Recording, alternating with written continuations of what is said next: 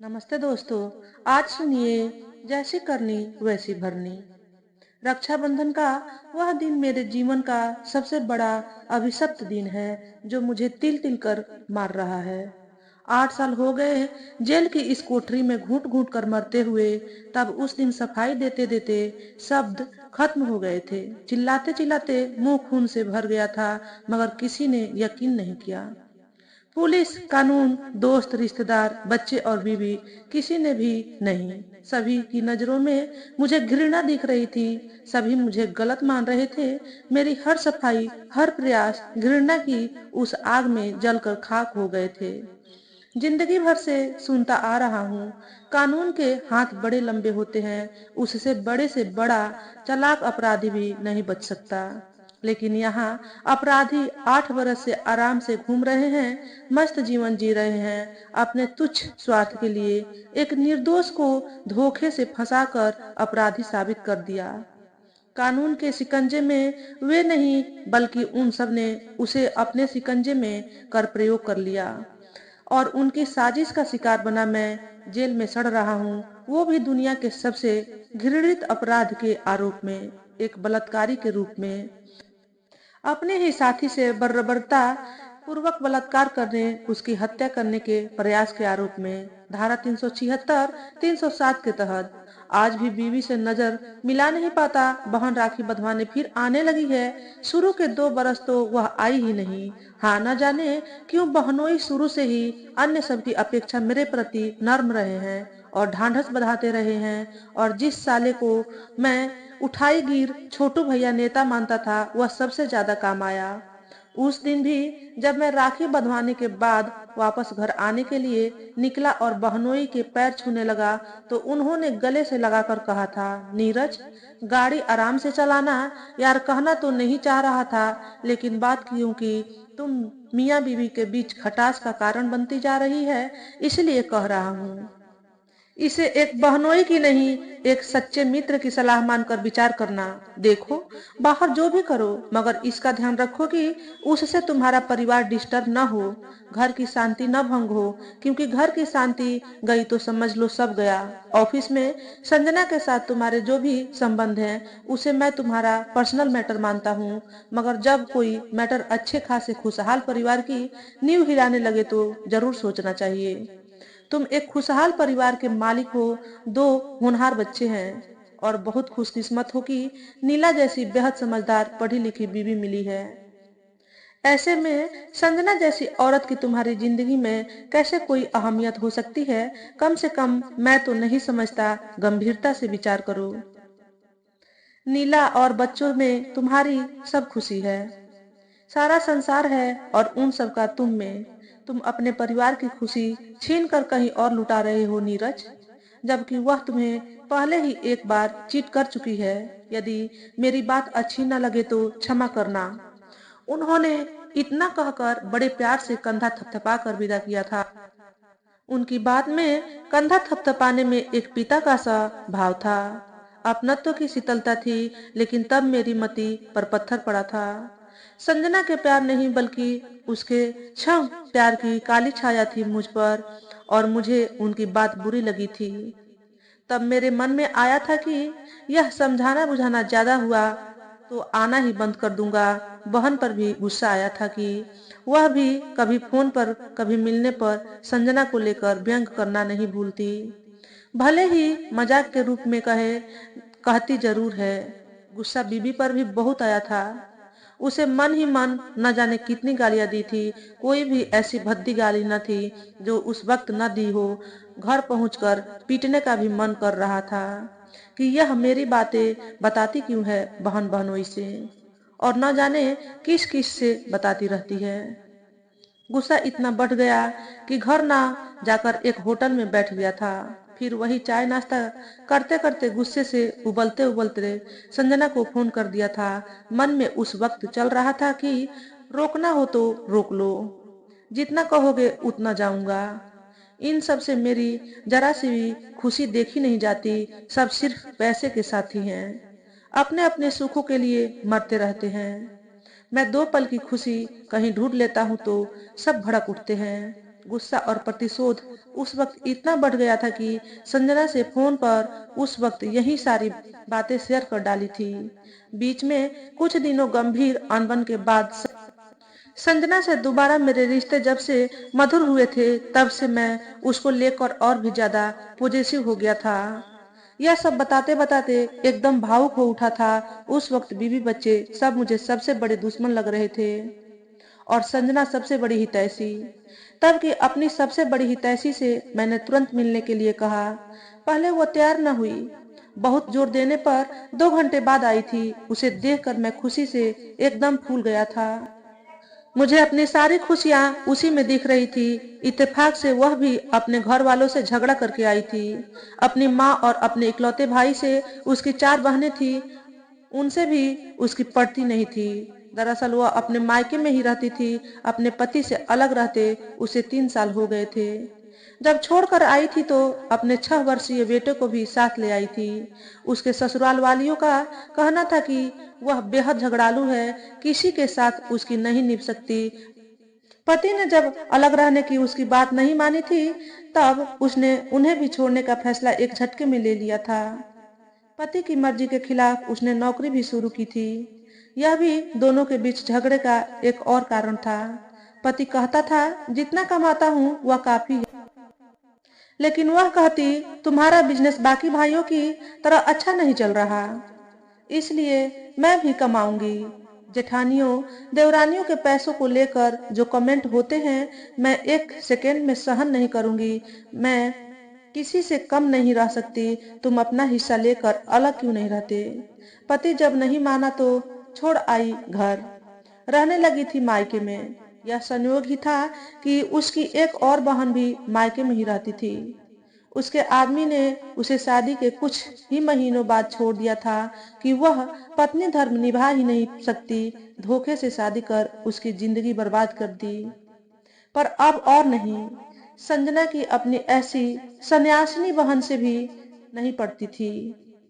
सन्यासिनी इसलिए कि पति से संबंध विच्छेद के बाद उसका अधिकांश समय पूजा पाठ में ही बीतता था। 4-6 महीने में ही कभी बोलचाल हो पाती थी। घर वाले भी उसकी सारी ज्यादती इसलिए सहते कि फिलहाल 2 साल से पूरे घर का खर्च वही चला रही थी, क्योंकि भाई का बिजनेस ठप पड़ गया था और फादर को रिटायर हुए कई साल हो गए थे। बीमार अलग, वह घर की इस स्थिति का पूरा फायदा उठाती थी, जो चाहती थी करती थी। ऐसी संजना जो अपने पति की नहीं थी, अपने स्वार्थ के लिए कुछ भी कर सकती थी, मैं उसी का दीवाना बना हुआ था। दीवानगी ऐसी थी कि उसके लिए मैं भी अपनी पत्नी, बच्चों को दरकिनार कर बैठा था। उस दिन बहनोई ने सब समझाया तो अंदर ही अंदर तिलमिला उठा था और रोम रोम संजना संजना चिल्ला उठा था। उससे मिलने के लिए बेवकूफों की तरह उसका देर तक इंतजार किया था। जब आई तो घर भर की शिकायत कर डाली थी उससे, और उसने भी बताया कि वह भी झगड़ा कर आई है, और जी भर कर अंड बंड अपने घर वालों को कहा। भाई को भी राखी बांधने के आधे घंटे बाद ही खूब खरी खोटी सुनाई और हिदायत भी दी कि वह छोटा है, छोटे की तरह रहे, उससे कोई पूछताछ न किया करे। उसने यह धमकी उसके माध्यम से वास्तव में पूरे घर को दी थी। अपने घर वालों पर जी भर भड़ास निकालने के साथ ही उसने होटल में जी भर कर पकौड़ी और दही बड़े खाए थे। उसका हाथ फेंक फेंक कर, आंखें नचा नचा कर बातें करना उस समय मुझे बहुत भाया था। वह बला की खूबसूरत लग रही थी। उसकी बातों से साफ था कि झगड़ा कर आने के कारण उसे घर जाने की कोई जल्दी नहीं है। तभी मेरे दिमाग में पत्नी से पिछली रात को हुई बहस याद आ गई, जिसकी तरफ से घर पहुंचने पर ही ध्यान हटा था। उस रात खाने के वक्त वह उदास सी लग रही थी। मैंने तब कोई ध्यान नहीं दिया था। ड्राइंग रूम में टीवी पर देर तक मैच देखकर जब बेडरूम पहुंचा तो देखा लाइट ऑफ थी, नाइट लैंप भी ऑफ था। लाइट ऑन की तो देखा वह बेड पर एक तरफ करवट किए लेटी है। पीठ मेरी तरफ थी, इसलिए यह नहीं जान पाया कि सो रही है कि जाग रही है। आज फिर उसने कई दिन पहले की तरह स्लीपिंग गाउन की जगह साड़ी ही पहन रखी थी, यानी कपड़े चेंज नहीं किए थे। साड़ी भी अस्त व्यस्त सी थी, कुछ कुछ अधखुली सी। कुछ क्षण देखने के बाद मैंने लाइट ऑफ की और नाइट लैंप ऑन कर उसकी बगल में लेट गया। सो रही हो पूछने पर जब कोई उत्तर नहीं मिला तो उसे पकड़कर चेहरा उसका अपनी तरफ करना चाहा तो उसने शरीर एकदम कड़ा कर लिया। मैंने और ताकत लगाई तो उसने और कड़ा कर लिया। तो मैंने पूछा, क्यों? आज क्या तमाशा है? कुछ नहीं, तबीयत ठीक नहीं है। क्या हुआ? ऐसे लेटने से सही हो जाएगी क्या? इस पर उसने कोई जवाब नहीं दिया और लेटी रही। निश्चल तो उसे पकड़कर मैंने फिर से अपनी तरफ करने का प्रयास करते हुए कहा, मेरे पास आओ, तबीयत ठीक हो जाएगी। मगर उसने पहले की तरह शरीर को कड़ा किए रखा। मेरी इच्छा जितनी प्रबल होती जा रही थी, नीला का प्रतिरोध भी उतना ही प्रगाढ़ होते जा रहा था, लेकिन मेरी इच्छा हावी हो ही गई। नीला का प्रतिरोध हार गया। उसने अंततः समर्पण कर दिया। मैंने जब अपनी मनमानी कर ली, तब मेरा ध्यान उसकी सिसकी और उस कम रोशनी में आंसू से भरी उसकी आंखों की तरफ गया। मैं अंदर ही अंदर और गुस्से से भर रहा था कि तभी उसने भर्राई आवाज में कहा, बस दिखा ली ताकत? और कुछ नहीं करना है? जो बाकी रह गया हो वह भी कर लो। मैं कुछ भी नहीं कहने वाली। उसके इस ताने को जजब करने की कोशिश करते हुए मैंने कहा, मेरा दिमाग मत खराब करो, समझी? आजकल कुछ ज्यादा ही सिर पर सवार हो रही हो। दिमाग किसका खराब है यह अच्छी तरह जानते हो, और मेरी हैसियत ही तुमने इस घर में क्या बना रखी है जो मैं सिर पर सवार होंगी। मेरी हालत एक गुलाम से बदतर है। दिन भर सारी जिम्मेदारियों को पूरा करो, उसके बाद तुम जैसा चाहो वैसा यूज करो। बस यही हैसियत है मेरी। मैं यूज करता हूँ तुम्हें, और क्या करते हो? अभी जो किया वह यूज करना नहीं तो और क्या है? तो क्यों ड्रामा कर रही थी? मैं कोई ड्रामा नहीं कर रही थी। अगर संजना से संबंध नहीं तोड़ सकते तो मुझे छोड़ दो, क्योंकि मैं किसी भी सूरत में अब यह नहीं बर्दाश्त कर पाऊंगी कि तुम जब मेरे पास आओ तो तुम्हारे तन मन से, कपड़ों से उस बदजात औरत की गंदी बदबू भी साथ आए। जुबान संभाल कर बात करो तो ज्यादा अच्छा है, समझी? मेरी जुबान संभालने के बजाय आप अपने को संभालिए। क्यों? अपने बसे बसाए घर को अपने ही हाथों आग के हवाले कर रहे हैं। आग के हवाले मैं नहीं, तुम कर रही हो। पिछले 8-9 महीनों से तुमने जीना हराम कर रखा है। जब तक घर में रहो तब तक ताने मारती हो। तुम्हारे हर काम में ताना, व्यंग, नफरत नजर आती है। यहाँ तक कि बच्चों को बिना उनकी गलती के मेरे सामने पीटती हो। वास्तव में उस समय तुम बच्चों को नहीं, एक तरह से मुझे पीट रही होती हो। घर को आग के हवाले तो तुम कर रही हो। मैं ऐसा कुछ नहीं कर रही हूँ। यदि यह हो रहा है तो इसका कारण भी अच्छी तरह जान समझ रहे हो, और जब कारण जानते हो तो उसे दूर क्यों नहीं करते? क्यों चिपकाए हुए संजना को अपने साथ, जबकि वो जब चाहती है तब आती है तुम्हारे पास, तभी मिलती है तुमसे। उसके चक्कर में इतना तमाशा हो गया, नौकरी जाते जाते बची। आखिर क्या मजबूरी है आपकी?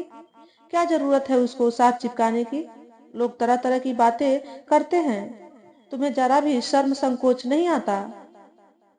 नीला की बातों से मेरा क्रोध और बढ़ गया। मैं करीब करीब चीखते हुए बोला, संजना संजना संजना, दिमाग खराब कर रखा है। किसी से बात करना भी मुश्किल कर दिया है। मेरी इस बात पर नीला भी और उत्तेजित होकर बोली, बात करने के लिए कौन मना करता है? बात तो और भी तमाम औरतों से करते हो ना। और किसी के साथ तो यह समस्या नहीं है, क्योंकि और किसी के साथ तो कोई समस्या है ही नहीं। समस्या सिर्फ इसी के साथ है। इसलिए लोग तरह तरह की बातें करते हैं। यह बातें छिपती नहीं हैं। ऑफिस से लेकर यहाँ कॉलोनी तक में आप और संजना चर्चा का विषय बने हुए हैं। पता सब आपको भी है, घर से बाहर निकलना मुश्किल हो गया है। बच्चे बड़े हो रहे हैं, क्या असर पड़ेगा उन पर। उसकी आंखें भरी थी। वह बेड से उतरकर अलमारी से अपना नाइट गाउन निकालने को चल दी। मेरी एक नजर उसके बदन पर गई, मगर मेरा मन शून्य हो गया था, भावनाहीन हो गया था। गाउन पहनकर उसने बेड पर से साड़ी आदि उठाकर एक तरफ रख दिया। फिर भरे गले से बोली, मुझे नहीं लगता कि मैंने पत्नी धर्म निभाने में कभी कोई गलती की है, कि तुम्हें किसी और की तरफ देखने की जरूरत हो, फिर ऐसा क्यों कर रहे हो। अरे, इतनी सी बात आपकी समझ में नहीं आ रही कि जो औरत अपने पति की नहीं हुई, तुम ही बता चुके हो कि उसका पति महीनों से बीमार पड़ा है, लेकिन वह देखने को कौन कहे उससे बात तक नहीं करती। जो अपने भाई बहन माँ बाप की न हुई, आपकी क्या होगी। यह सब उसकी कुटिल साजिश है, तुमको फंसाकर तुम्हारी सारी संपत्ति हड़प लेगी, ठीक वैसे ही जैसे सुख शांति घर का खुशहाल माहौल छीन लिया है। इस समय इतने तनाव में हो तुम। हम यह पूरा माहौल सिर्फ एक उसकी वजह से, जिससे तुम्हें क्षणिक क्षम्य सुख के सिवा सिर्फ बर्बादी ही मिलती है, की बातें मुझे उस वक्त काटने को दौड़ती लग रही थी। आज जब जेल में हूँ, तब नीला की सारी बातें इतनी अच्छी, इतनी तर्कपूर्ण लग रही है कि मन महसूस कर रह जाता है कि काश उसकी बातें मान लेता। आज भी नहीं भूल पाया हूँ संजना के साथ किया गया वह पहला लंच, जब वह लंच के वक्त अपना लंच बॉक्स लेकर निसंकोच मेरे पास आकर बोली थी, नीरज जी, मैं आज लंच आपके साथ करूंगी, आपको कोई ऐतराज तो नहीं है। उस दिन उसे नौकरी ज्वाइन किए मुश्किल से हफ्ता भर हुआ था। उसका इस तरह बोलना मुझे कुछ चौंका गया, क्योंकि इतने दिनों में मेरी उससे हाय हेलो के अलावा और कोई बात नहीं हुई थी। दूसरे, वह सेक्शन की महिलाओं के साथ मिक्सअप होने के बजाय मेरे पास आई थी, जबकि सेक्शन की सारी महिलाएं एक गुट में आती थीं, साथ ही लंच करती थीं। पुरुषों का भी यही हाल था। कुछ कुछ लोगों के कई गुट थे। सभी लंच ऊपर कैंटीन में जाकर करते थे, लेकिन मैं कैंटीन न जाकर अपनी टेबल पर ही करता था। संयोग से उस दिन लंच मैंने ही बनाया था, क्योंकि नीला कई दिन से बुखार में तप रही थी। लंच करते वक्त वह चपर चपर बातें भी किए जा रही थी, जो मुझे अच्छी नहीं लग रही थी। अगले ही दिन से संजना से मुझे रोज एक नया अनुभव, एक नया एहसास मिलने लगा था। 2-4 दिन में वह बातचीत में इतना घुल मिल गई थी कि लगता जैसे न जाने कितने वर्षों से मेरे साथ ही रह रही है। मेरा ध्यान जब इस तरफ जाता तो मैं हैरान हो जाता कि मैं तो इस बात के लिए जाना जाता हूँ कि मैं किसी से जल्दी मिक्सअप नहीं होता, वह भी औरतों से तो और भी नहीं। फिर इसने ऐसा क्या जादू कर दिया है कि लगता है कि यह मेरे पास ही बैठी रहे। 2-3 हफ्ते बीतते बीतते ही हम दोनों की दोस्ती लोगों के बीच कानाफूसी का सबब बन गई। लोग देखते ही व्यंग भरी मुस्कुराहटें फेंकने लगे। मैं इस बात से जब कुछ अचकचाता तो संजना का सीधा जवाब होता, क्या राजा जी, तुम भी कमाल करते हो, ऐसी बातों को इतनी परवाह करते हो। मैं तो ऐसी बातों को सुनने के लायक भी नहीं समझती कि इन्हें एक कान से सुनो फिर दूसरे कान से निकालने की भी जहमत उठाओ। फिर आप क्यों इतना परेशान होते हैं। ये सब जब भौंकते भौंकते थक जाएंगे तो अपने आप ही चुप हो जाएंगे। इसकी इस बात से मैं दंग रह गया। इस बीच मेरा काम बढ़ गया था। उसका भी काम मुझे करना पड़ रहा था, क्योंकि वह इतने प्यार मनुहार के साथ अपना काम करने को कहती कि मैं इनकार न कर पाता। काम सारा मैं करता और वह अपने नाम से उसे आगे बढ़ाती। जल्दी ही लोगों के बीच यह भी चर्चा का विषय बन गया। जब मैं अकेले होता तो रोज सोचता कि अब यह सब नहीं करूंगा, लेकिन उसके आते ही मैं सब भूल जाता, सम्मोहित सा हो जाता और मन प्राण से उसका हो जाता। 1.5-2 महीने में ही हम दोनों के संबंध अंतर्गता की सारी सीमा तोड़ने को मचल उठे। दीपावली की छुट्टी के बाद जब वह ऑफिस आई तो बहुत सी तड़क भड़क के साथ सरसों के फूल सी पीली साड़ी, जिस पर आसमानी रंग के चौड़े बॉर्डर और बीच में सिल्वर कलर की बूंदियां थी। संजना पति को लेकर ऐसी ऐसी बातें कह रही थी कि मेरे कान खड़े हुए जा रहे थे।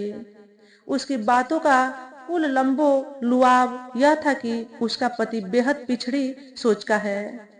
उसकी बात नहीं मानता था, जिससे बिजनेस में वह घर में अन्य भाइयों से एकदम पिछड़कर सबसे दयनीय स्थिति में था और उसे शर्मिंदगी उठानी पड़ती थी। वह बहुत भाग्यवादी है। कामकाज का आधा वक्त पूजा पाठ और मंदिरों के चक्कर में बिता देता है। वह पति और पिता का रोल ठीक से नहीं निभा रहा था। वह जानते ही नहीं कि पति पिता का रोल क्या होता है। सह अस्त्रबद्धियों पहले की बातें करते हैं कि पत्नी केवल संतान उत्पत्ति के लिए है। हद तो यह है कि महीने में 5-6 दिन उनके व्रत में निकल जाते हैं। व्रत वाले दिन उसे छूते नहीं थे। कोशिश करो तो दूसरे कमरे में चले जाते थे। उनके रहते टीवी पर मन चाहे सीरियल नहीं देख सकती कहने पर दुनिया भर का लेक्चर दे डालते थे और 3 इंच लंबा तिलक अलग लगाते हैं। कहीं घूमने फिरने लेकर नहीं जाते थे। कपड़े ऐसे पहनो कि चेहरा और हाथ के अलावा कुछ नहीं दिखना चाहिए। खाना पीना साधुओं सा। बाहर की चीजों फास्ट फूड की बात नहीं कर सकते। विरोध करो तो दुश्मनों की तरह झगड़ा करते हैं। यह सब हद से ज्यादा हो गया। जिंदगी नरक हो गई तो वह छोड़ आई उन्हें, क्योंकि अब वह अपनी जिंदगी व्यर्थ नहीं काटेगी। अब किसी के लिए वह मुड़ कर नहीं देखेगी। वह अब हर जगह से अपने लिए सुख का एक एक कतरा बटोर लेगी। संजना धारा प्रवाह एक से एक बातें बताए जा रही थी, जिनका कुल लंबो लुआब यह था कि पति की कट्टर दकियांशु विचारधारा आचरण ने उसकी सारी खुशियों को जलाकर राख कर दिया है, जिससे उबर कर वह खुले में सांस लेने की गरज से उन्हें छोड़ मायके चली आई। लेकिन यहाँ परिस्थितियों के चलते पूरे घर का ही बोझ उस पर आ पड़ा है। उस पर तुर्रा यह कि लोग उस पर हुक्म भी चलाना चाहते हैं। भाई एक पैसा कमा कर नहीं लाता है, लेकिन चाहता है कि वह उसकी सारी बात माने। साफ साफ यह बोला कि सारी सैलरी उसे दो, वह चलाएगा घर। जब यह नहीं किया तो झगड़ा करने लगा। इन सारी चीजों से उबर कर उसने मायके में भी बगावत कर दी कि वह जो चाहेगी वह करेगी। इस खुन्नस से लोग उसके बच्चे को पीटते हैं। इसका एहसास करते ही उसने उसे डे बोर्डिंग में डाल दिया और अब वह हर पल को खुशी के पल में बदलना चाहती है। उसकी बातें काफी हद तक यह बता रही थी कि वाकई उसके साथ हर स्तर पर अन्याय हुआ है। उसकी लंबी बातों को खत्म करने की गरज से मैंने कहा, आखिर इन सारी बातों के बीच मुझसे क्या चाहती हो? मैं क्या कर सकता हूँ तुम्हारे लिए? भविष्य में क्या करोगी? क्या सोचा है इस बारे में? खुशी के पल चाहती हूँ। मुझे पूरा यकीन है कि यह तुम ही दे सकते हो। रही बात भविष्य की, तो तुम अगर ऐसे ही सहयोग करोगे तो मेरा कॉन्फर्मेशन आसानी से हो जाएगा और आगे चलकर प्रमोशन भी। और यह भी जानती हूँ कि यह सब तुम्हारे हाथ में है। तुम चाहोगे तो कोई रोक नहीं पाएगा। संजना की इन बातों से मैं बड़े पशुपेश में पड़ गया था। मुझसे उसकी यह अपेक्षाएं छोटी नहीं बहुत बड़ी थी। मैं सोच में पड़ गया कि उसकी इतनी सारी अपेक्षाओं को पूरा करने में तो जो मुश्किल है वह है ही। उससे बड़ी बात यह कि यह इतनी ज्यादा डिमांडिंग है कि इसकी मांगे कभी खत्म नहीं होगी। वक्त बीतता जा रहा था तो मैंने कहा, संजना, ऑफिस में जो कुछ है मेरे हाथ में है, उसके हिसाब से मैं तुम्हारी हर मदद करूंगा, लेकिन खुशी के पल दे पाऊंगा इस बारे में कुछ नहीं कह सकता, क्योंकि तुमने जो कुछ बताया उस हिसाब से तुम पति ससुराल से सारे संबंध खत्म कर चुकी हो, मायके में भी बस रह रही हो। और जैसे खुशी के पल मुझसे पाने की बात तुम कर रही हो, पता नहीं वह तुम्हें दे पाऊंगा कि नहीं। मेरी पत्नी है, बच्चे हैं, उन्हें छोड़ पाना मेरे लिए मुमकिन नहीं है। और जैसे खुशी तुम चाहती हो वह तो पति के साथ ही मिल सकती है। ऐसे में रास्ता यही बचता है कि या तो पति के पास वापस जाओ और उन्हें समझा बुझा कर अपने रास्ते पर ले आओ। अगर यह संभव नहीं है तो ऐसे में बेहतर यही है कि डाइवोर्स देकर दूसरी शादी कर लो। मेरी इस बात पर वह बड़ी देर तक मुझे ऐसे देखती रही जैसे मैंने निहायत बेवकूफी भरी बात कह दी है। फिर बोली, यह दोनों ही संभव नहीं है नीरज। पति के पास वापस जाने का सवाल ही नहीं उठता, क्योंकि उन्हें बदलना असंभव है। कम से कम मेरे वश में तो कतई नहीं है। रही बात डाइवोर्स और दूसरी शादी की, तो वह भी संभव नहीं है। एक तो वह डाइवोर्स नहीं देंगे, यह आखिरी बार झगड़े के समय ही उन्होंने कह दिया था, इसलिए यह आसान नहीं। यदि मान भी लूं कि किसी तरह यह हो गया तो दूसरी शादी के बारे में मैं अब सोचना भी नहीं चाहती।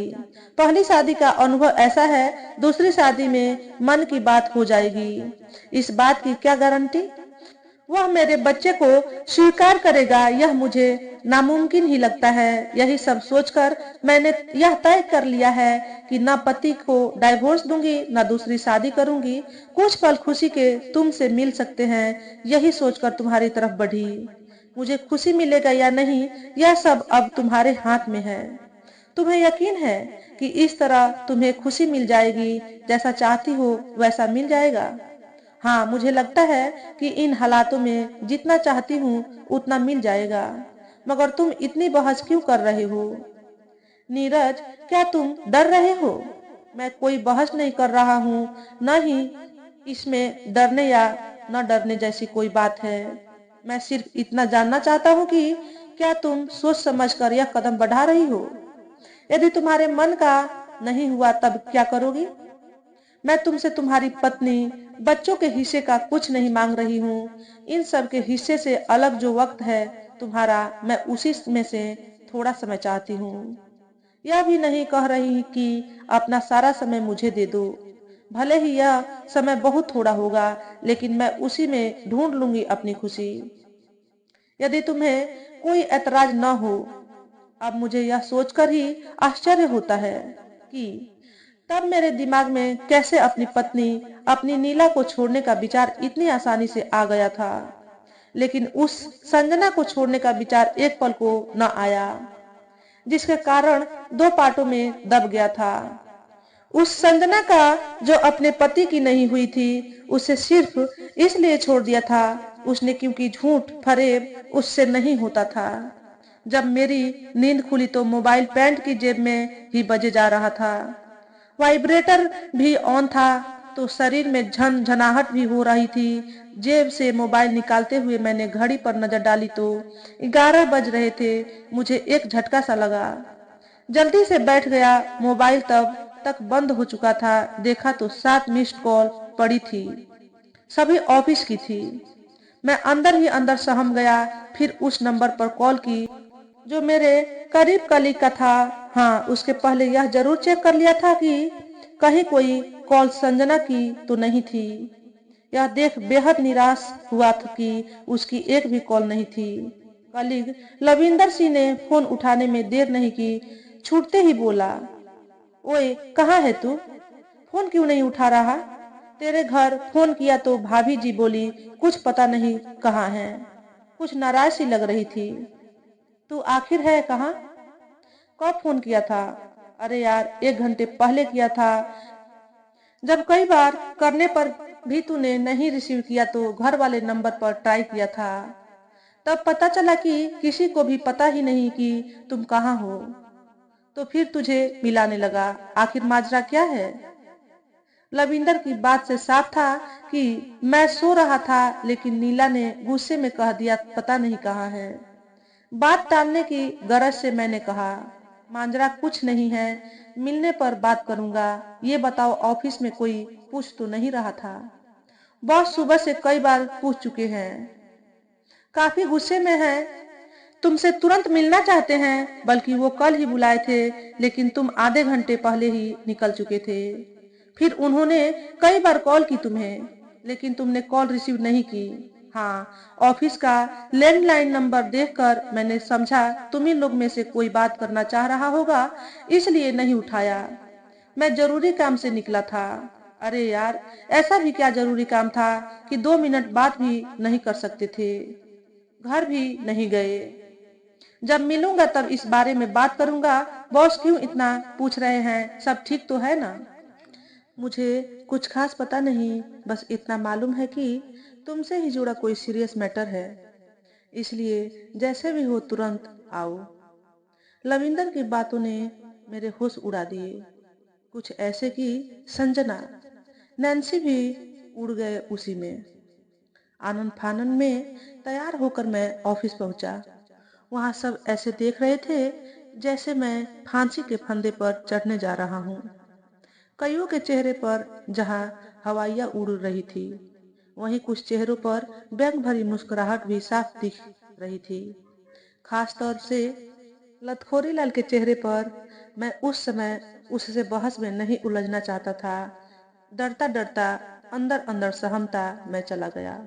तमाम उलझनों में उलझा बॉस के चैम्बर में। अंदर जो हुआ वह मेरी कल्पना से परे था। जो बॉस पिछले 15 वर्षों से मुझे छोटे भाई की तरह मानता था और मैं उन्हें बॉस से ज्यादा बड़ा भाई मानता था, जिसके चलते ऑफिस में मेरी एक अलग सी धाक थी, उसी बॉस ने, बड़े भाई ने मुझे क्या नहीं कहा। बेहतर तो यह था कि वह मुझे जूता उतार कर 4 जूते मार लेते, मगर वह बातें न कहते। जो कही, मेरी आंखें भर आई। तब कही वह कुछ नरम पड़े, मगर आगे जो बातें कही उससे मेरे पैरों तले जमीन खिसक गई। मैंने हाथ जोड़कर रिक्वेस्ट की कि मुझे किसी भी तरह बचा ले, मगर उन्होंने साफ कहा, मैं पूरी कोशिश कर रहा हूँ कि तुम्हारी नौकरी बच जाए। यह कोई सरकारी डिपार्टमेंट तो है नहीं, लिमिटेड कंपनी है, शहर के सबसे पुराने पब्लिशिंग हाउसेस में गिनती है इसकी। इतिहास के कई पन्नों में दर्ज हो चुकी है। इस समय टॉप मैनेजमेंट बहुत सख्त है, क्योंकि पिछले काफी समय से अव्यवस्था ज्यादा फैली है। कई अनियमितताओं में तुम्हारा नाम ऊपर है। पूरे ऑफिस में ऊपर तक यह बात फैली हुई है कि मेरा तुम पर वरदहस्त है, जिससे तुम मनमानी करते हो, नियमों का उल्लंघन करते हो। संजना के कॉन्फर्मेशन के लिए तुमने जो रिपोर्ट भेजी वो पूरी तरह झूठी, बेस्ड, निराधार है। मैनेजमेंट को उससे तुम्हारे संबंधों की पूरी जानकारी है। यह भी पता है कि उसका सारा काम तुम करते हो, उसे कुछ नहीं आता। उसकी गलत साइड लेकर तुम लोगों से मिसबिहेव करते हो। ऑफिस का पूरा वर्क कल्चर, वर्क एटमॉस्फेयर किल कर दिया है। कुछ लोगों ने सब प्रमाण तुम्हारी एनोनिमस रिपोर्ट तक की है। मैंने ऊपर समझाने की बहुत कोशिश की, लेकिन प्रमाण इतने पुख्ता है कि मैं कुछ नहीं कर सका। सस्पेंशन के अलावा फिलहाल कोई रास्ता नहीं बचा है। खैर, अभी जाओ, धैर्य से काम लो, लंच के बाद आकर मिलना। मैं पूरी कोशिश कर रहा हूँ। कुर्सी से जब मैं उठा तब उन्होंने यह भी कहा, चेहरे पर नियंत्रण रखो, ऐसा ना हो कि बिना बोले ही सब कुछ कह दो। मगर मुझसे कंट्रोल कहाँ होना था। चेहरे पर थकान, ऊपर से उड़ती हवाइयों ने ऐसा बना दिया था मानो मैं अपनी सारी दुनिया ही लुटाकर चला आ रहा हूँ। बाहर निकला तो फिर सब कनखियों से देख रहे थे। मैं किसी से नजरें नहीं मिला सका। नॉर्मल दिखने की लाख कोशिश के बावजूद बुझा बुझा सा, चुनाव हारा सबसे हॉट उम्मीदवार सा, खिसियाया हुआ अपनी चेयर पर आकर बैठ गया। गला सूख रहा था। एक गिलास पानी पिया, कुछ राहत मिली। आश्चर्य मुझे अब इस बात का होता है कि उस विकट स्थिति में भी दिलो दिमाग के किसी कोने में बार बार संजना संजना गूंज रहा था। कुर्सी पर सिर टिकाकर मैंने आंखें बंद कर ली। मुझे लगा कि एक बार किसी तरह संजना आ जाती तो अच्छा था। उसे फोन कर बुलाने का मन हुआ। मैं इस बात से अंदर ही अंदर खौल रहा था कि कल से वह बात क्यों नहीं कर रही है, आ क्यों नहीं रही है। कई बार उसे फोन करने के लिए इंटरकॉम की तरह हाथ बढ़ा बढ़ाकर मैं ठहर जाता। इसी बीच कई लोगों ने 3-4 बार फोन करके हाल चाल लेने के बहाने माजरा जानने की कोशिश जरूर की। मैं चतुराई से सबको साइड दिखाता रहा। नीला संजना, नैन्सी और बॉस की बातों में उलझता डगमग होता रहा। जैसे तैसे वक्त बीता और लंच के बाद बॉस ने सस्पेंशन लेटर भी थमा दिया। तब मैंने महसूस किया कि जैसे मेरे तन में खून रह ही नहीं गया। मेरी टांगे इतनी कमजोर हो गई है कि बदन का बोझ उठाने में उनका दम निकल सा रहा है। लग रहा था मानो बदन हजारों किलो का हो गया हो। शाम को किसी तरह घर पहुंचा और कचरा घर बने बेडरूम में पसर गया। कुछ देर बाद मेरी आंखों की कोरों से आंसू निकलकर कानों तक पहुंचने लगे। मुझे जिस तरह से सब कुछ बताया गया था, उस हिसाब से नौकरी का बच पाना करीब करीब नामुमकिन ही लग रहा था। इन सारी स्थितियों के लिए मुझे अब एकमात्र दोषी संजना ही लग रही थी। मुझे अब वह नागिन सी लगने लगी। मन में उसके लिए गालियों, अपशब्दों की बाढ़ सी आ गई थी। कुछ देर बाद मुझे भूख प्यास भी सताने लगी थी, मगर किससे कहूँ? नीला बच्चों से तो कुछ कहने सुनने का अधिकार मैं पहले ही खो चुका था। उनसे संवाद के सारे साधन खत्म थे। इन कुछ क्षणों में ही मैं अपने को इतना अकेला, हारा महसूस करने लगा कि जी मैं आया आत्महत्या कर लूं। रह रह कर संजना को गाली देता। तब मुझे एक बात शीतल मरहम सी लगी कि ठीक है, मैं सस्पेंड हुआ, मगर मुझे धोखा देकर अपना उल्लू सीधा करने वाली संजना का कॉन्फर्मेशन भी नहीं हुआ। इतना ही नहीं, उसे सख्त चेतावनी भी दी गई है। वैसे तो उसकी नौकरी ही जा रही थी, लेकिन तिकड़मी लतखोरी लाल की तिकड़म उसके काम आ गई। अब समझ में आया था कि तिकड़मी लतखोरी पिछले काफी समय से संजना के आगे पीछे किसी न किसी बहाने क्यों लगा रहता था। साथ ही वह कमीनी भी मुझसे नजर बचा बचा कर मिलती थी उससे। वह वास्तव में मुझे डोज दे रही थी, डबल क्रॉस कर रही थी। मैं मूर्ख, पगलाया अंधराया हुआ था। मुझे लतखोरी लाल से मिली यह बहुत बड़ी पराजय लग रही थी। मैं युद्ध के मैदान में खुद को हारा अकेला खड़ा पा रहा था, जिसके सारे फौजी भी उसका साथ छोड़कर भाग नहीं खड़े हुए थे, बल्कि विपक्षी से जा मिले थे। मुझे लगा वह सब कुछ खत्म हो गया है। मैं अंतिम सांसें गिन रहा हूँ और मेरा बेड मेरी सरसोया है, मगर मेरी किस्मत इतनी काली है कि कोई अर्जुन की तरह मेरे सूखते गले को धरती का सीना बेध कर शीतल जल कौन कहे। एक गिलास फिल्टर वाला पानी भी देने वाला नहीं है। मैं प्राण निकलने की प्रतीक्षा करता युद्ध भूमि में घायल सिपाही सा पड़ा था, आंखें बंद किए हुए, ना जाने कब तक।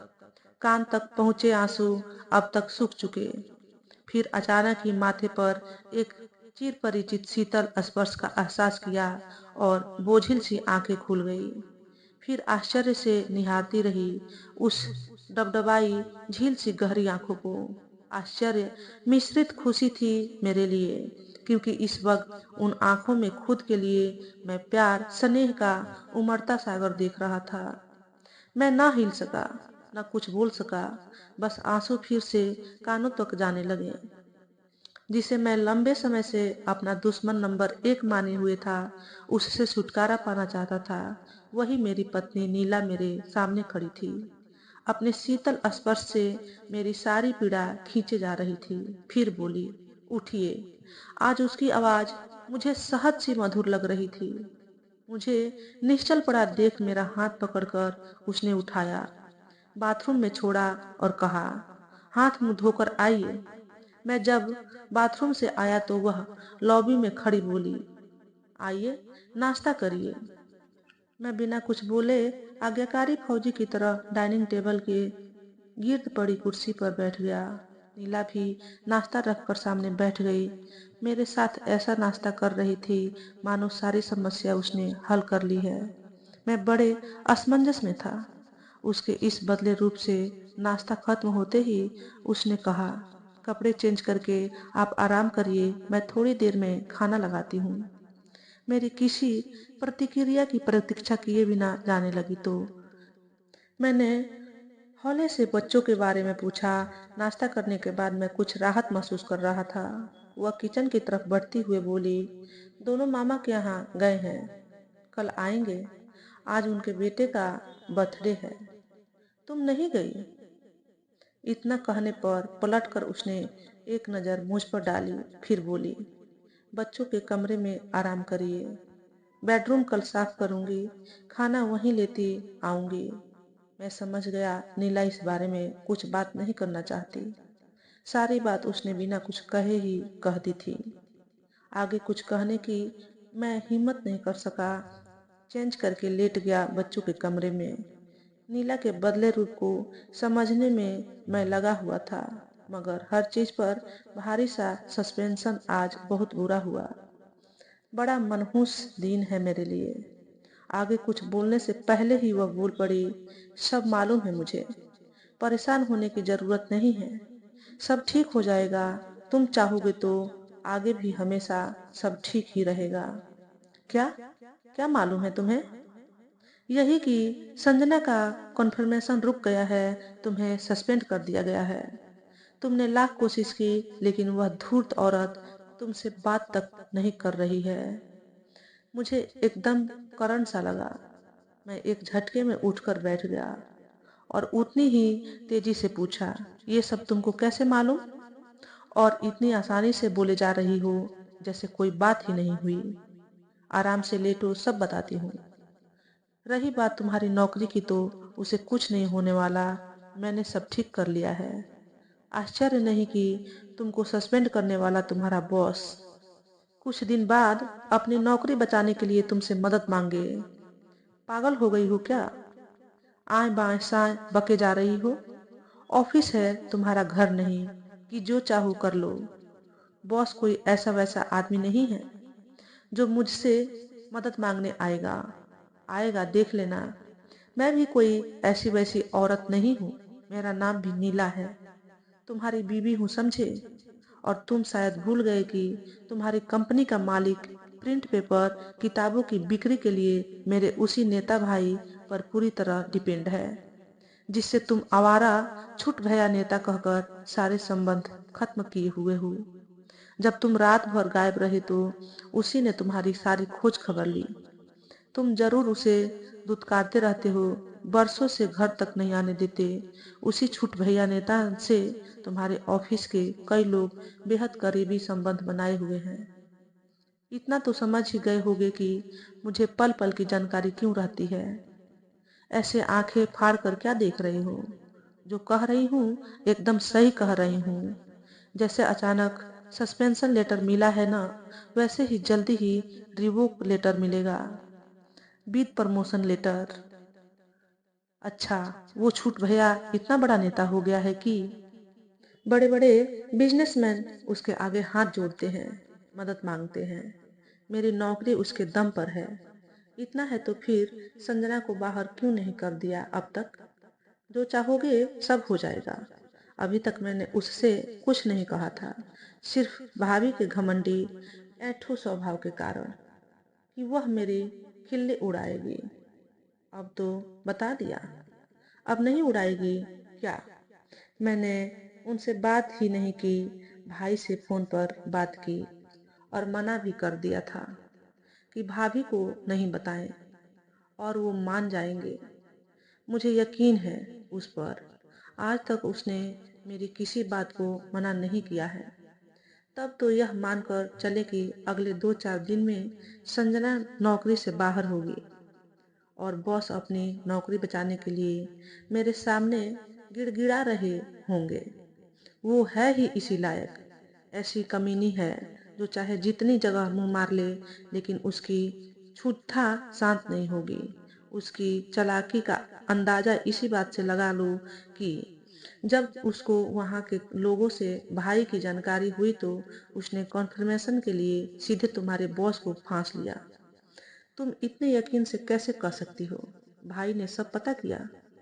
तुम्हारे ऑफिस के लोगों ने ही सब बताया। इतना ही नहीं, वहां की बातें सुनकर तो मेरी नसें तनाव से फटने लगी। मुझे या भाई को लोगों ने इसलिए नहीं बताया कि वे हमसे डरते हैं या फिर हमारे हितैषी हैं। इसलिए बताया क्योंकि सभी वहां एक दूसरे को जानवर की तरह काट खाने में लगी हैं। मुझे तो उस समय तुम पर बड़ा तरस आया कि आखिर तुम कैसे रहते हो जानवरों के झुंड में।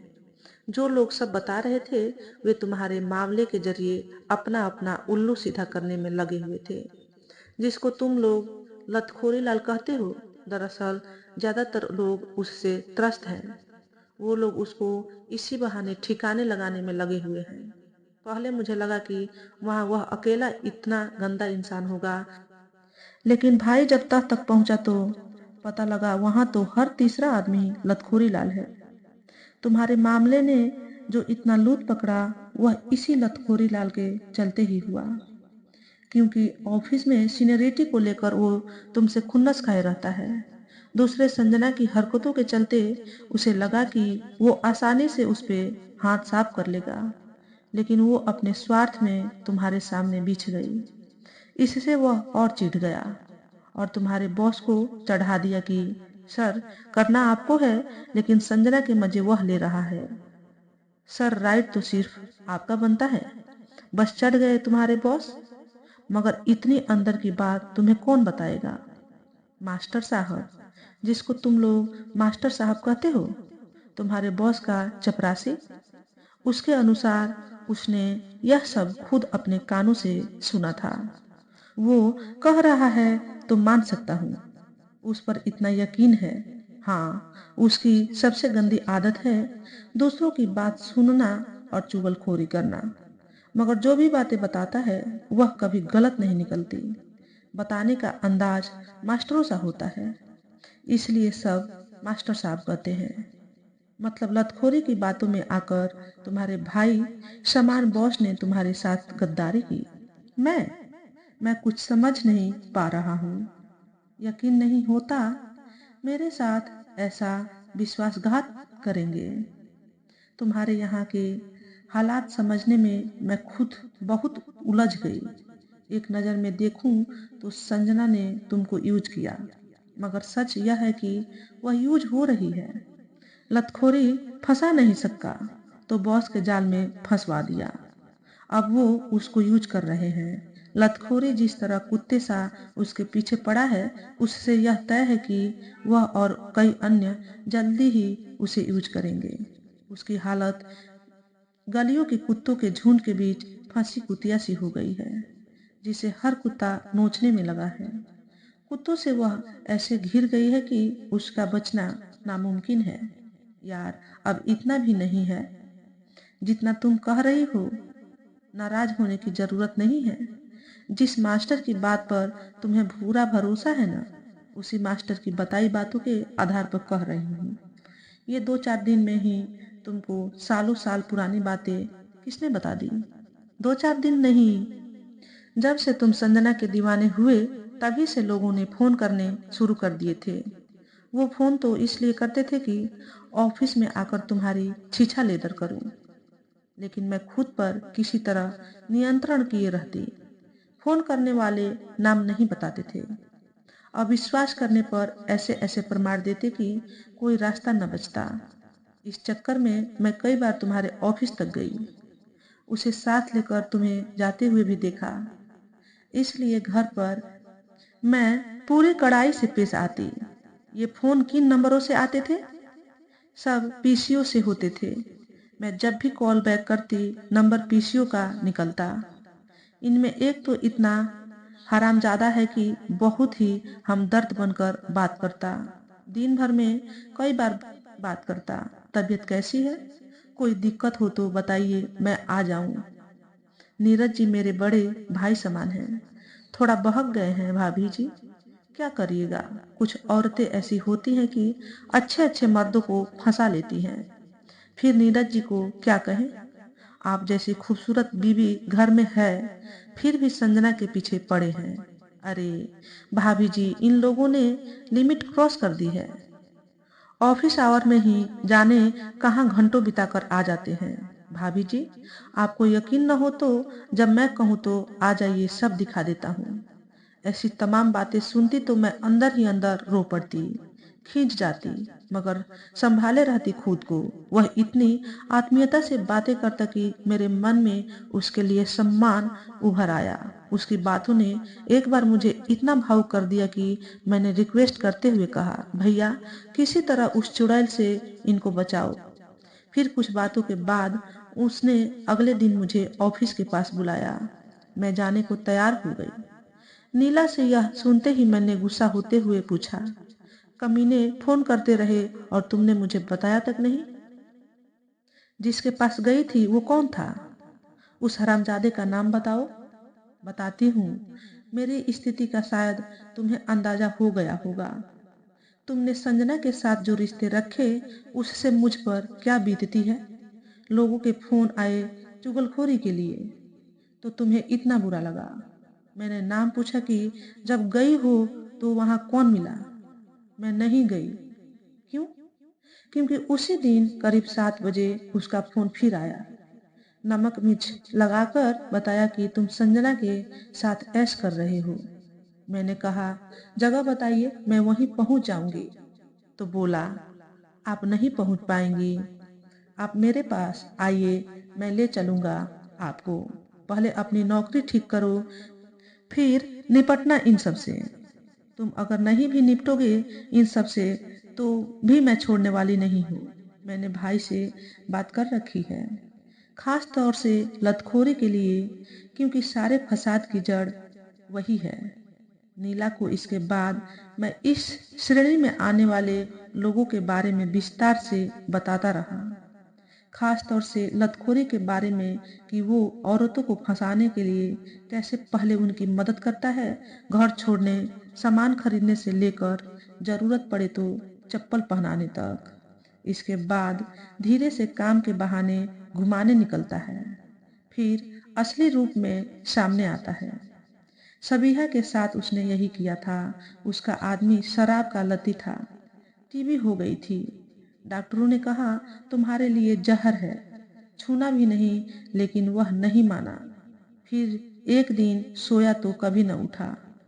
फिर एक लंबी थकाऊ प्रक्रिया के बाद उसकी बेगम सबीहा को नौकरी मिली। डिस्पैच का काम देखने में अनजान थी, तो मददगार बड़े पैदा हो गए। सबसे आगे लतीफ था, जो अपने कर्मों के कारण लतखोरी नाम लिए घूमता है। इसकी बहुत सी हरकतें एक अनाम से साहित्यकार जीसी श्रीवास्तव की एक किताब के कैरेक्टर से मिलती जुलती है। उसका नाम लतखोरी ही था किताब में, बस सबने उसे ही यह नाम दे दिया। उसने सबीहा का हर काम बड़े मनोयोग से करके सबसे पहले उसे अपने वश में किया था। फिर उसके कान भर भर के उसने पहले उसे सास ससुर देवर से अलग कर अलग मकान तक दिला दिया। अलग कुछ इस तरह किया कि किसी से बात तक न करे। इसके लिए उसे ऐसा भरा कि वह सबको दुश्मन मानती। अचानक एक दिन लंच के बाद ही सबीहा के रोने की आवाज और साथ ही अनगिनत गालियां सुनाई देने लगी। लोग पहुंचे तो पता चला लतखोरी कई चपले खा चुका है। मेरे सब्र की सारी सीमा तब टूट गई और मैं फूट कर रो पड़ा था। वह कुछ न बोली, बाहों में लिए लिए ही लेट गई। फिर उसने मुझे कुछ न सोचने दिया। सुबह दोनों ही तब उठे जब मोबाइल पर घंटी बजी। बेटी ने माँ को फोन किया था। ऑफिस में दिन भर मैं असाधारण रूप से शांत रहा। संजना दिमाग में ऐसी छाई रही कि निकल ही न सकी। उसके साथ बिताए एक एक पल याद करता, फिर उसको कई भद्दी गालियां देता। कुछ बातें ऐसी थी जिनके मतलब मैं अब समझ पा रहा था। लतखोरी से उसकी जुगलबंदी, बॉस की कुछ ज्यादा ही तारीफ, जबकि पहले उसी बॉस को गाली देती थी। जिस जिस दिन उसने मुझसे जो जो कहा था वह अब ऐसे याद आ रहे थे कि लगता है जैसे आंखों के सामने मानो उन्हीं बातों पर केंद्रित फिल्म चल रही हो। मैं तब भी उसकी धूर्तता पकड़ नहीं सका जब वह घटना से 2-3 महीने पहले से मुझसे बेरुखी दिखाने लगी थी, बुलाने पर भी नहीं सुनती थी। तब कुछ लोगों ने संकेतों में कहा भी था कि यह बड़ी धूर्त है, मतलब परस्त है, अपने स्वार्थ के लिए कुछ भी कर सकती है, संभल कर रहो। यह सब काम से मतलब रखने वाले लोग थे। सच पर भी मैं गुस्सा हुआ था। मैंने उसके जाते ही संजना को बुलाया। वह पहले की तरह हंसते हुए आ गई। मैंने केवल उसे चेक करने के लिए शाम को घूमने का प्रोग्राम मन न होते हुए भी बनवाया। वह एक पल देर किए बिना तैयार हो गई। मुझे ननकई पर तब और गुस्सा आया, मगर कुछ सोचकर शांत हो गया। इस घटना के कुछ हफ्ते बाद मुझे कई चीजें ऐसी मिली जो बड़ी अजीब थी।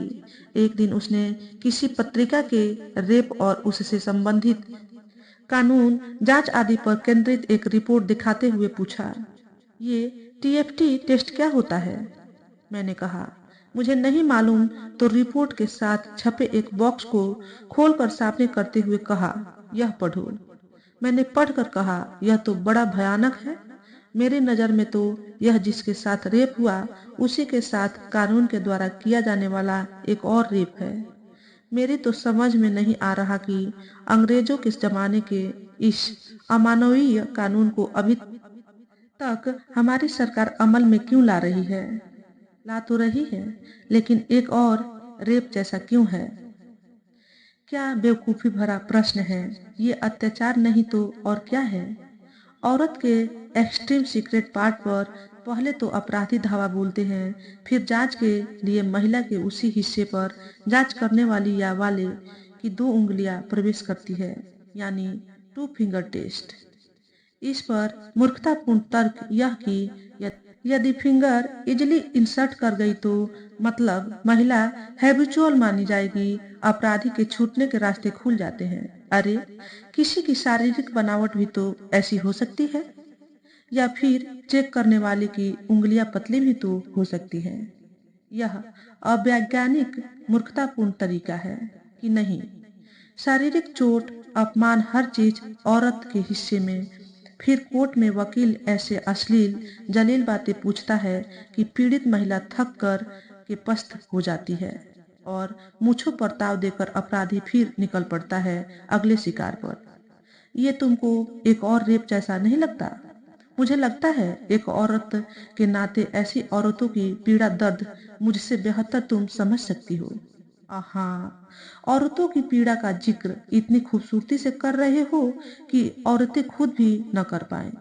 मगर जनाब की यह कोमल हृदयता तब तो मुझे कहीं नहीं दिखती जब जनाबे आली मेरे एलओसी पर घुसपैठ करते हैं। ओहो, तुम्हें इसके अलावा भी कुछ सूझता है क्या? हाँ, सूझता क्यों नहीं, मगर तुम्हारे सामने बस यही सूझता है तो मैं क्या करूं? इतना ही नहीं, इसके बाद भी टीएफटी को लेकर वह बड़ी देर तक निरर्थक फालतू बातें करती रही। वकील क्या क्या पूछते हैं, यह कुरेद कुरेद कर पूछा।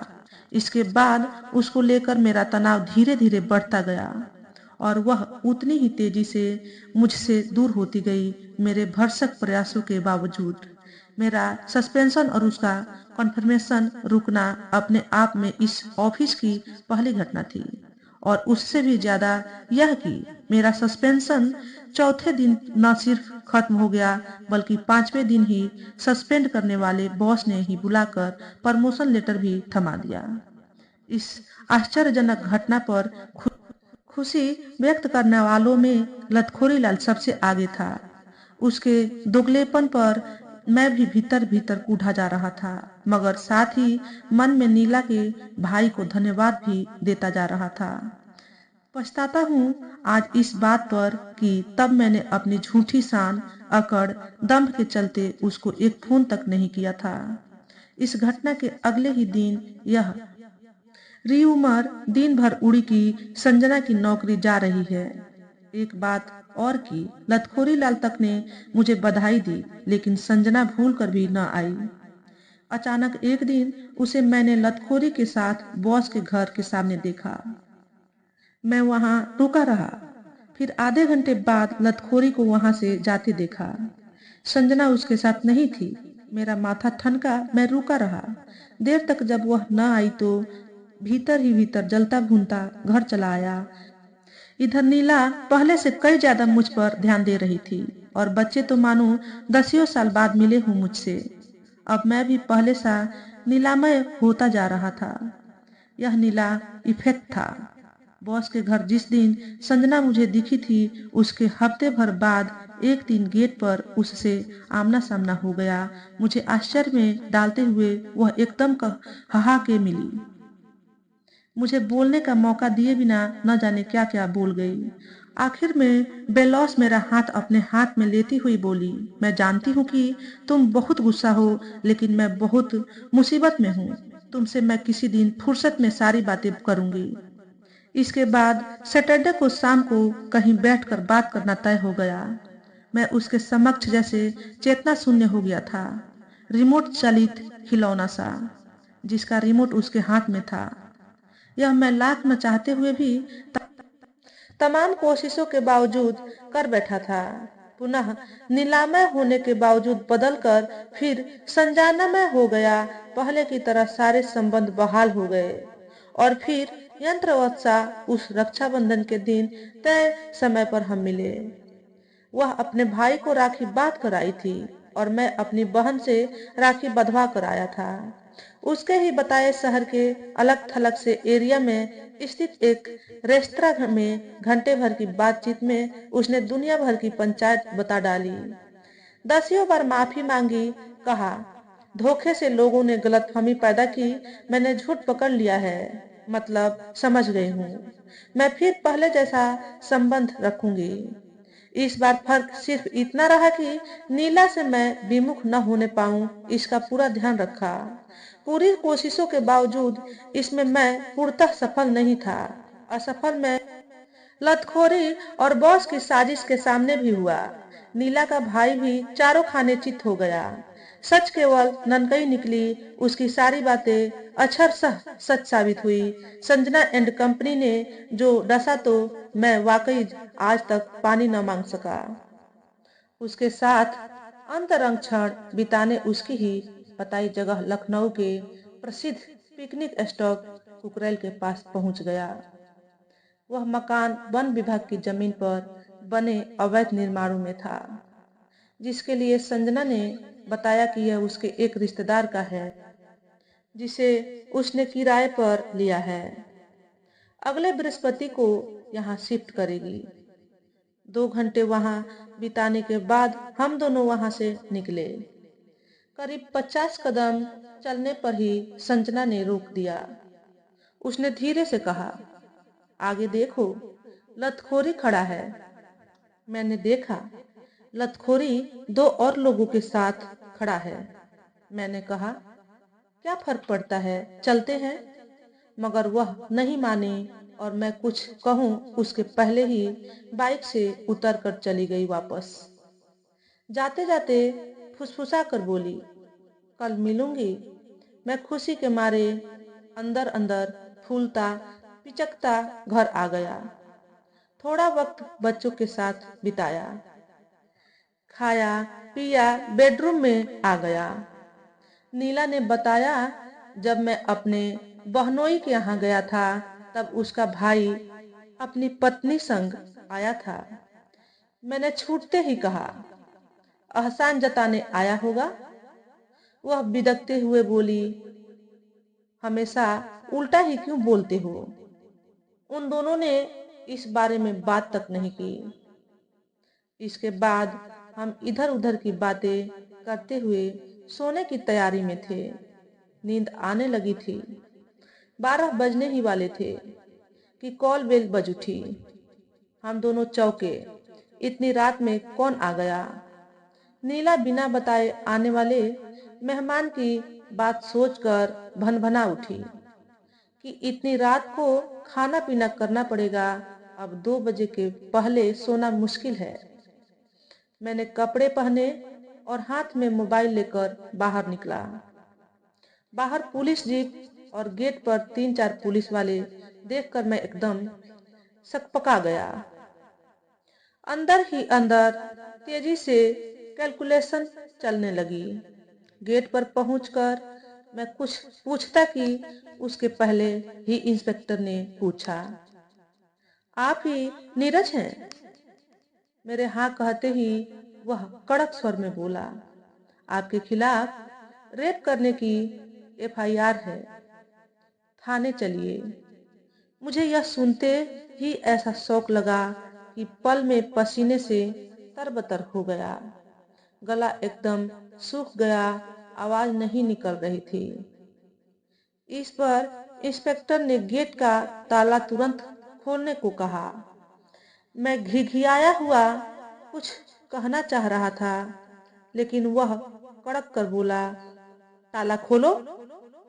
मुझे अंदर भागकर नीला को बताने की जरूरत ही नहीं पड़ी। वह पहले ही सब सुनकर भाई को फोन लगा चुकी थी।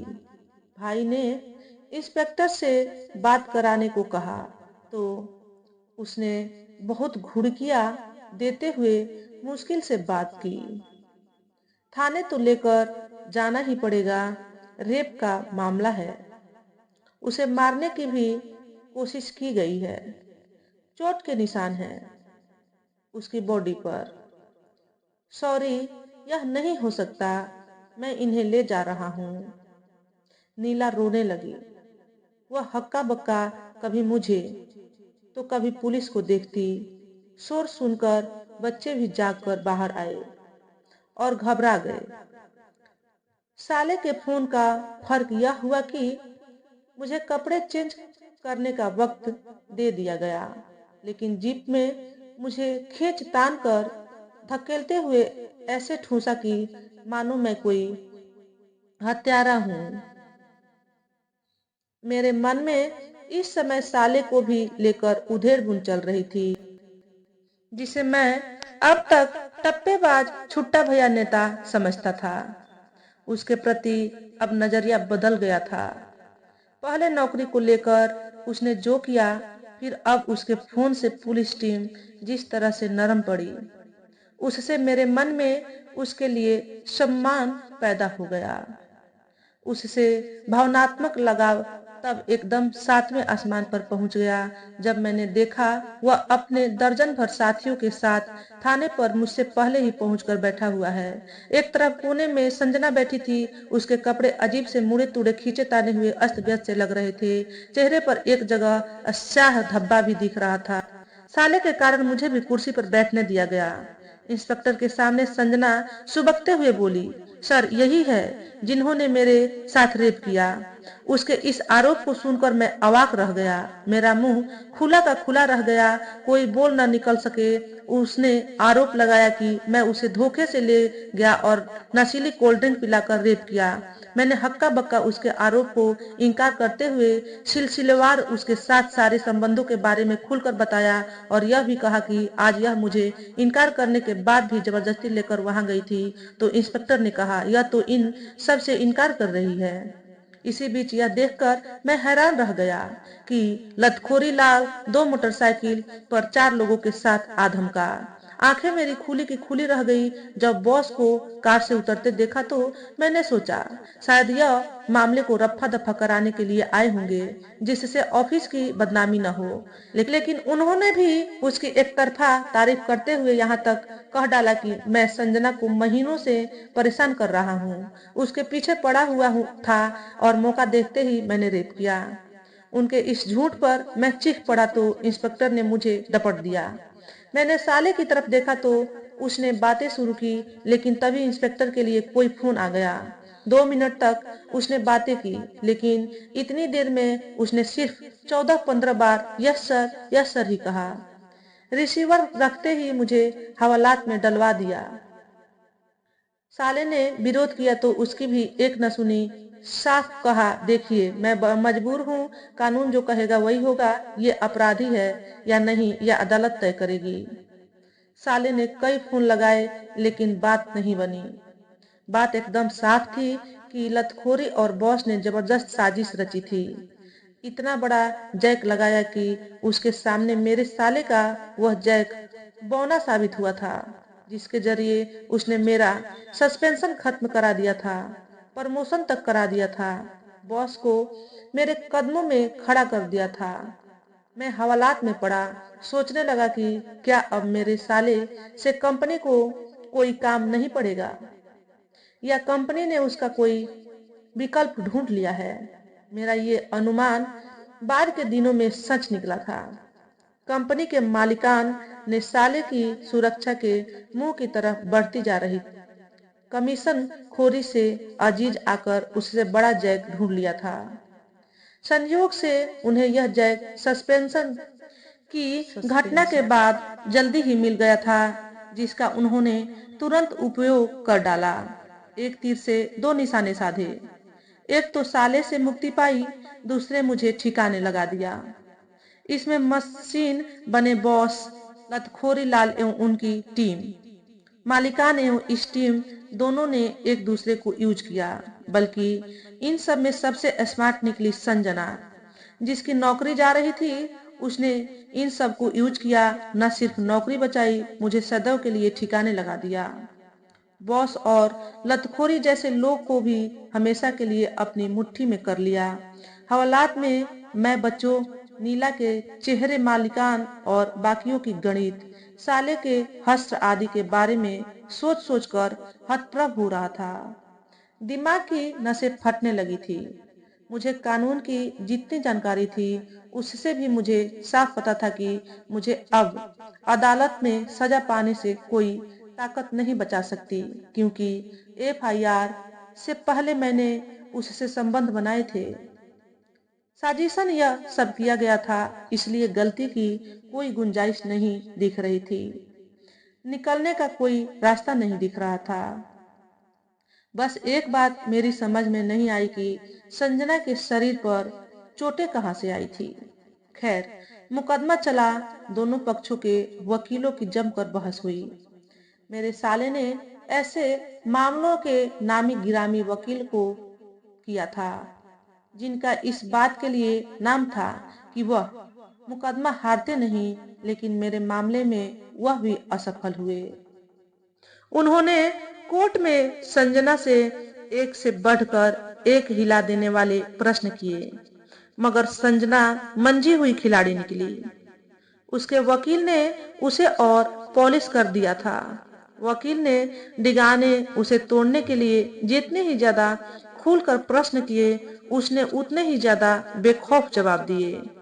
उसकी हिम्मत, उसकी बातें सुनकर जज, वकील, कोर्ट में उपस्थित सारे लोग दंग रह जाते थे। केस लोअर कोर्ट में हारने के बाद हाई कोर्ट, सुप्रीम कोर्ट तक गया, लेकिन हर जगह हार मिली। पेपर वालों ने केस को खूब स्पाइसी न्यूज की तरह यूज किया। मेरे वकील की सारी कोशिशों का अंजाम यह हुआ कि केस कुछ लंबा खींचा।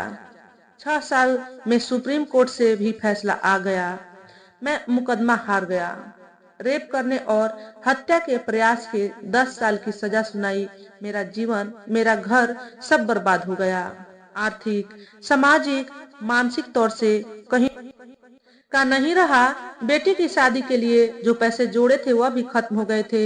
मैं भी पूरी तरह टूटकर बिखर गया था। कुछ बचा था तो नीला की दृढ़ता, उससे संबंध सुधरने के बावजूद भी फिर संबंध बनाए संजना से। इतनी बड़ी बदनामी हुई, सब कुछ तहस नहस हो गया और नीला ने अपने भाई के सहयोग से यह शहर भी छोड़ दिया। मायके भी नहीं गई, तीर्थराज प्रयाग चली गई। कई लोगों की सलाह के बावजूद उसने टीचिंग जॉब या अन्य कोई नौकरी नहीं की, बल्कि भाई के साथ बिजनेस किया। सारा पैसा साले ने लगाया था। असल में उसने भी कमाई का अपना एक और केंद्र बनाया था। पूरी डिपार्टमेंटल स्टोर चलाने की जिम्मेदारी नीला की थी, क्योंकि पैसा सारा साले का था तो दुकान से होने वाले प्रॉफिट पर 75% हिस्सा उसका निश्चित हुआ।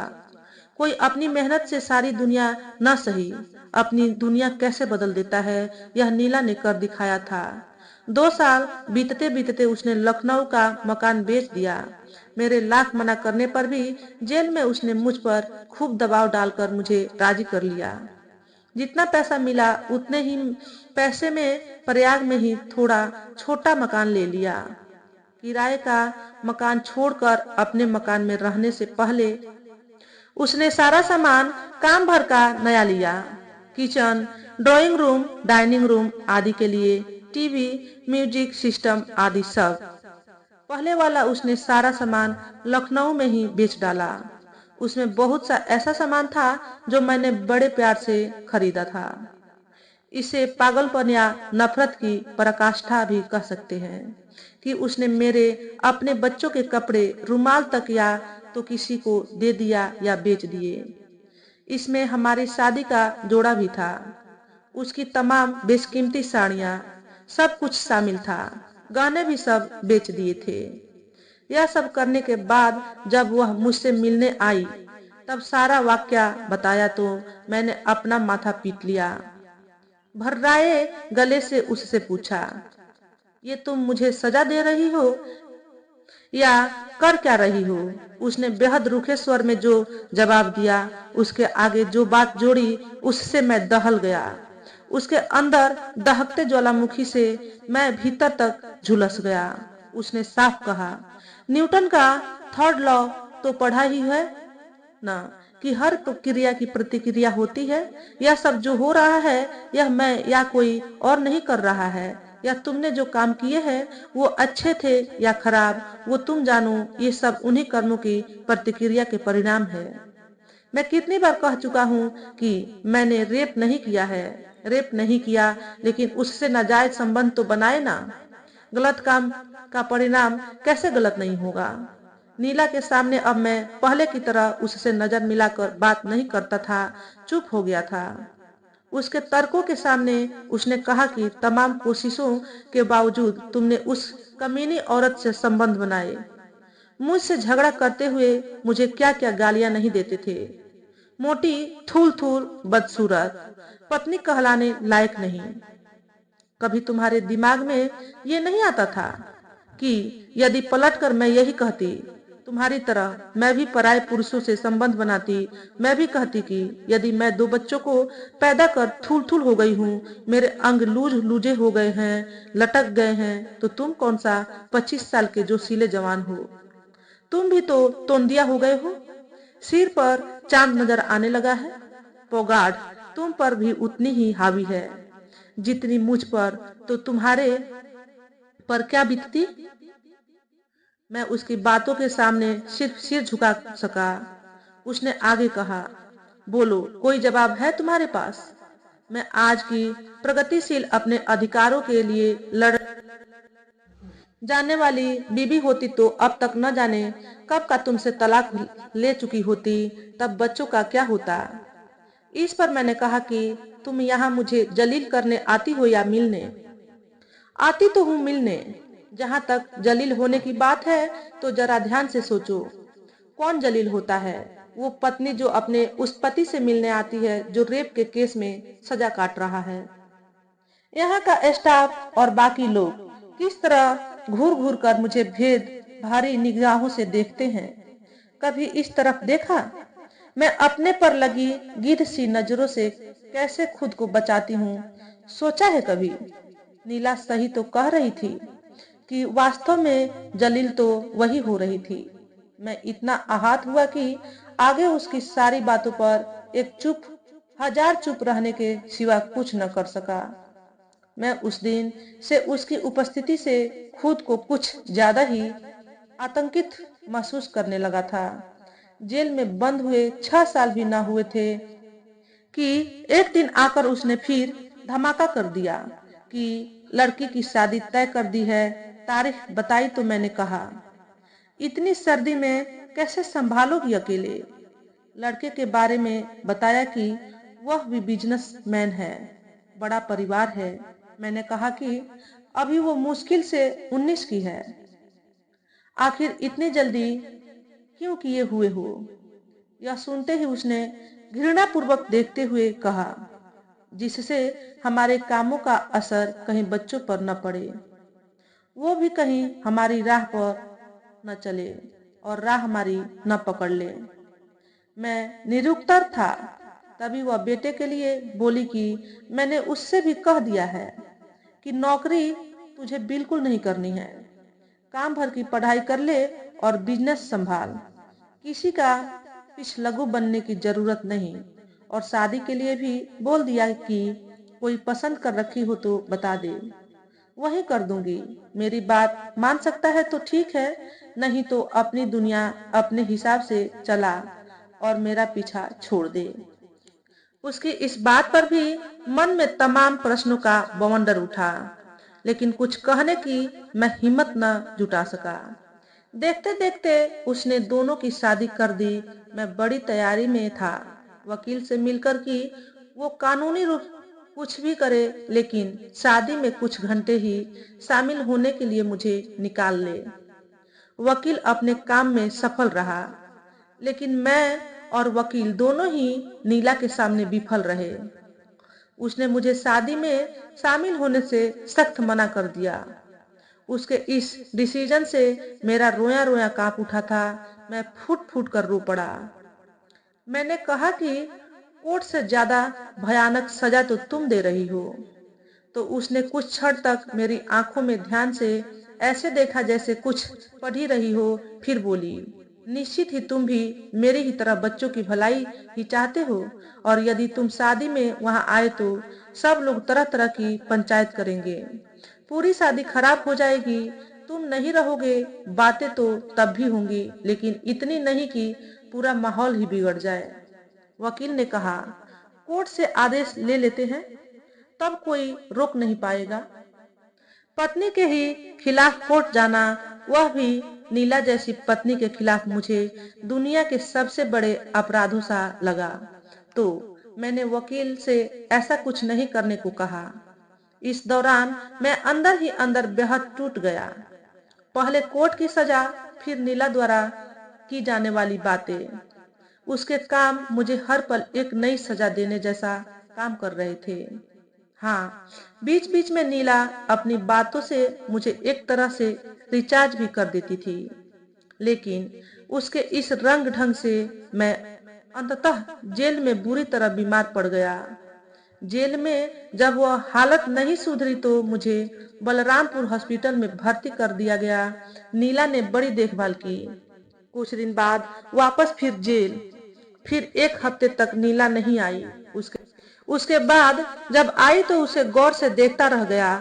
मुझे इन कुछ वर्षों में ही उसके चेहरे पर उभर आई तमाम झुर्रियां उन दिन दिखाई दी। अधिकांश बाल अचानक ही सफेद हो गए थे।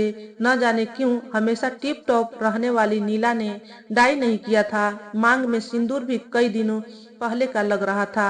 बिंदी भी अपनी जगह पर नहीं थी। स्वयं की तरफ मुझे विस्मय से देखते पाकर उसने कहा, बहुत अटपटी सी दिख रही हूं ना? सोच रहे होगे हमेशा सलीके से रहने वाली मैं इतनी अस्त व्यस्त क्यों हूँ? क्यों, यही बात है ना?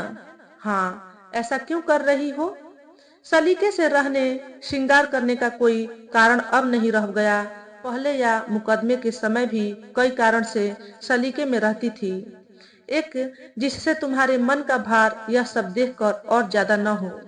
नंबर 2, दुनिया वाले यह न समझे कि मैं एकदम निस्सहाय हूँ और उठाए गिरे लाट टपकाते मदद को खड़े नजर आए। बच्चे और भी ज्यादा परेशान न हो, लेकिन अब ऐसा कुछ बचा नहीं, और अब किसी सलीके या श्रृंगार आदि से नफरत और बढ़ गई है। आखिर यह करूं तो किसके लिए? यह सारी बातें तो परिवार से सीधे जुड़ी होती हैं, और परिवार जैसे तो अब कुछ रहा ही नहीं। लड़की अपने ससुराल में खुश है, और खुशी की बात यह है कि बेटा अपने करियर को लेकर बहुत सीरियस है, लेकिन मेरी तरफ देखना भी उसे पसंद नहीं। कई बार पूछ चुकी हूँ, लेकिन वो हाँ हूँ में भी बात करना पसंद नहीं करता। क्यों, ऐसा क्या हो गया? पता नहीं, उसका बिहेवियर कुछ इस ढंग का हो गया है कि तुम्हारा या मेरा नाम आते ही जैसे उसका मुंह कैसैला हो जाता है। घर में करीब 1.5-2 सालों से मैंने उसके चेहरे पर हंसी छोड़िए मुस्कुराहट भी नहीं देखी। उसकी बीवी का भी यही हाल है। बहन से भी कोई ज्यादा संपर्क नहीं रखता। पहले तो ऐसा नहीं था, इतना ज्यादा चंचल था। तुम जैसे यहाँ मेरे साथ दुश्मनों सा ट्रीट करती हो, वैसा ही उसके साथ करती होगी। तुम ही जिम्मेदार हो इसके लिए। आखिर फिर अपनी खोल में पहुंच ही गए। आज आखिरी बार एक बात बहुत साफ बता दे रही हूँ कि अब कुछ ही साल रह गए हैं यहाँ से छूटने में। छूटने के बाद यदि दोबारा भूल कर भी किसी औरत की तरफ देखा या ऐसी कोई हरकत की, तो मैं जो करूंगी, जो मैंने निश्चय कर लिया है, उसकी तुम कल्पना भी नहीं कर सकते हो।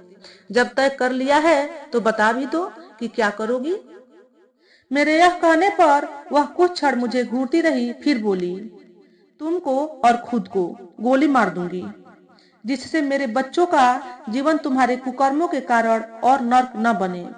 मेरा तो बना ही दिया। उसकी यह बात मैं बर्दाश्त नहीं कर सका और क्रोधित होते हुए बोला, हद से कुछ ज्यादा ही बढ़ गई हो। मेरे यह कहते ही वह फिर कुछ क्षण मुझे घूरने के बाद बोली, हद से ज्यादा नहीं बढ़ गई हूँ। मेरी और तुम्हारी हद क्या है वो बता रही हूँ, इसलिए बता रही हूँ जिससे तुम दोबारा अपनी हद न पार करो। इसके बाद नीला ने कई और कठोर दिल दहला देने वाली बातें कही और चली गई। मैं हक्का बक्का मुंह बाएं पड़ा रहा अपनी कोठरी में। बातों की चाबुक इतनी जबरदस्त थी कि अगले दिन कई दिनों तक मैं सो न सका। रह रहकर मेरा गुस्सा कानून पर टूट पड़ता कि यह इस तरह अपाहिज है कि सातिर लोग साजिश रचकर इसे अपना हथियार बना अपना स्वार्थ सिद्ध कर लेते हैं। यह अंधा ही नहीं, साक्ष्यों का मोहताज भी है। इस उधेड़बुन ने मुझे एक काम सौंप दिया कि अभी जो 3 साल जेल में है और रहने हैं, उस समय का उपयोग करूं। एक ऐसी किताब लिखूं दुनिया के लिए जिसमें मेरा और मुझे फंसाने वालों का पूरा कच्चा चिट्ठा हो। कानून कैसे साजिशकर्ताओं के हाथों यूज हो जाता है यह भी तो लोग जाने, और कानून में आवश्यक संशोधन हो, इसका भी प्रयास हो। यह निर्णय करते ही मैंने 2 दिन बाद ही पेन और राइटिंग पैड मंगाकर लिखना शुरू कर दिया, इस प्रयास के साथ कि रिहा होने से पूर्व किताब छप कर आ जाए। एक बार फिर मैंने छपाई के लिए छुट भये साले की मदद लेने की भी सोच ली। मैं एक निवेदन अपने सारे देशवासियों से भी करता हूँ कि यह किताब आए तो एक बार अवश्य पढ़े, जिससे मेरी तरह साजिश का शिकार न बने। मुझे जीवन भर इस बात का भी इंतजार रहेगा कि लतखोरी संजना और बॉस की गिरेबान तक कानून के लंबे हाथ कब पहुंचेंगे, जिससे कानून पर मेरी खंडित आस्था फिर बन सके। तो दोस्तों, आज के वीडियो में बस इतना ही। अगर आपको हमारे द्वारा बताई गई कहानी थोड़ी सी भी अच्छी लगी हो तो वीडियो को लाइक और शेयर करें। चैनल पर पहली बार आए हो तो चैनल को सब्सक्राइब करके बेल नोटिफिकेशन को ऑल पर सेट कर लें, ताकि आपको ऐसे ही अच्छे अच्छे वीडियो देखने को मिले। हमेशा खुश रहें, हमेशा स्वस्थ रहें। वीडियो देखने के लिए आपका बहुत बहुत धन्यवाद।